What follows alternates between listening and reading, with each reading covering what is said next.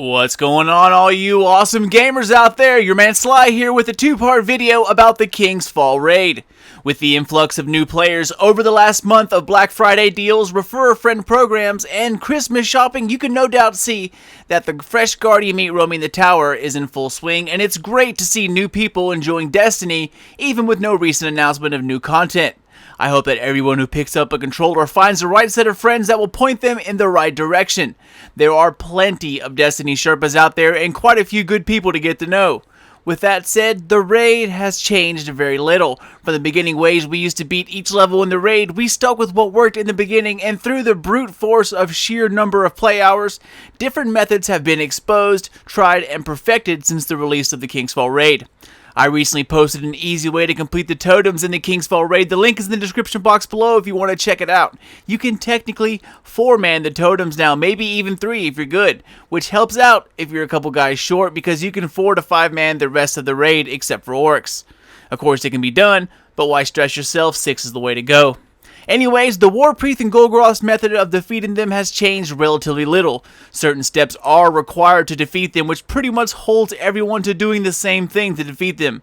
The one bubble method is totally feasible for Golgoroth, even for challenge mode, which starts again at reset.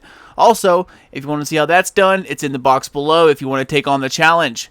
The differences this time, besides totems, which I've already covered, are in the sisters and Oryx himself.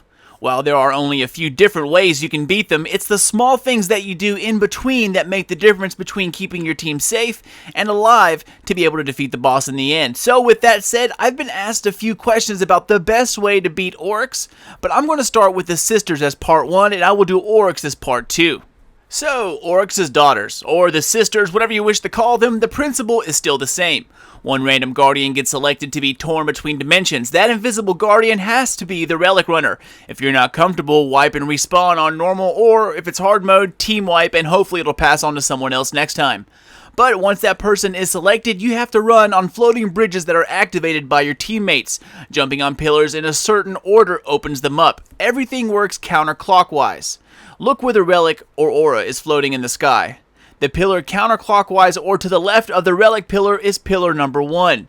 This is where the one who is torn between dimensions and pillar holder number 1 are going to jump on to start the process. Pillar holder number 2 and pillar 2 is to the left of number 1 and pillar 3 is to the left of number 2, all in a counterclockwise circle.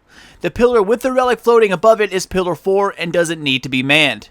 Once everyone is ready, have the relic runner jump up. He is the start of the round that everyone needs to look out for. Once he is up, the pillar will light up and build the first 2 bridges for the runner. Right on his heels, pillar holder number 1 jumps up and holds the plate, keeping it open, letting the runner take off from the first pillar. Once pillar 2 is lit up and bridges appear, this is the cue for number 2 to jump on. Once he is established and his floor lights up, along with it, more bridges, that signals the third pillar holder to jump up and activate his pillar.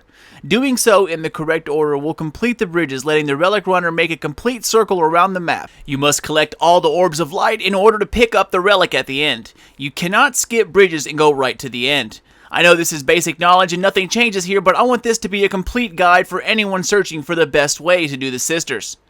So, once all plates are held and the runner grabs the relic, here is where things get a little different. The best way my team and I found out how to do the sisters is this. Once you grab the relic, you are going to be slamming the relic into the witch on the right hand side. So if you are walking into this map from the main door, the witch to your right is the one you slam first. Once you see that your runner is jumping towards the Death Singer, everybody collapses to the location you see in the video. By now most of us have the touch of malice and are powerful enough to do this method.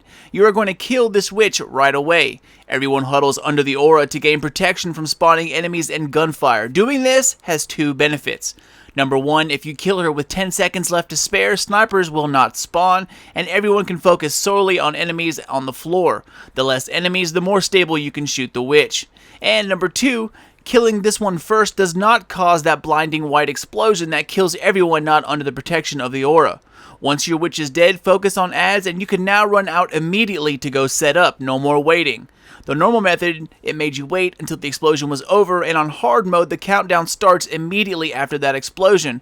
This is a way you can get ahead and start it up without worrying about time at all. Now it's simply repeat. The Guardian who is torn between dimensions calls out who he is and heads to Pillar 1, which by the way changes every time. Keep an eye out where the relic spawns. The pillar to the left of that is pillar number 1, just like last time. Each pillar to the left of number 1 is 2, and to the left of 2 is 3. With the extra time you saved from killing the right witch first, you shouldn't have a problem killing the left one. Once relic is grabbed, everyone collapses to the opposite side of where you were last time. Runner slams the relic on the other sister, gives shields to his teammates, and this is where the touch of malice really shines. Being able to use that last bullet and have the aura protect you from the life-sucking effects of the malice is absolutely wonderful. A team of malices destroys the witches super fast, and after this one is dead, boom guys, you are done. Keep in mind that my team and I are all high leveled and we all have the malice, which makes this part really easy. It can be done without, but if you have it, definitely use it. Now this is the easiest boss in the raid, and this method makes it that much easier. Now if you're new to the raid or underleveled, then I recommend doing it the standard way, which a guide can be found all over YouTube. The only downside to this is that this method only works because you intend on killing each witch in one sitting. If you do not kill the witch to the right, she will explode and wipe and kill everyone, shielded or not.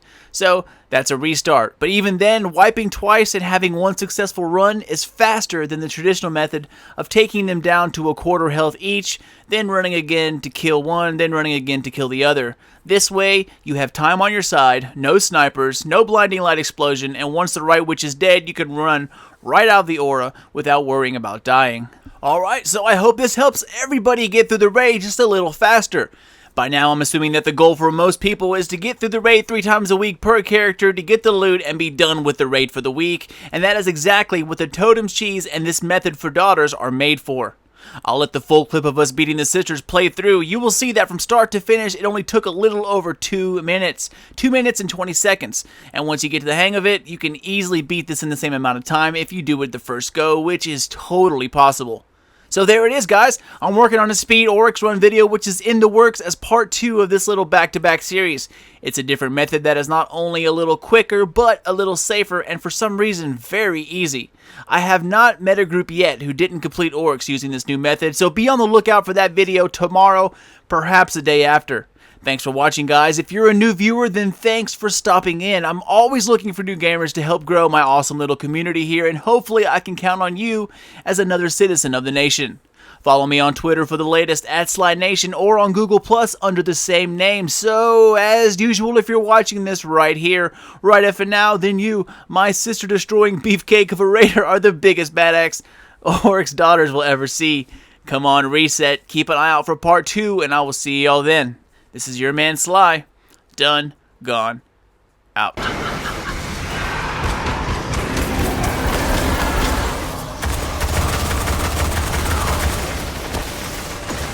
Guardian down.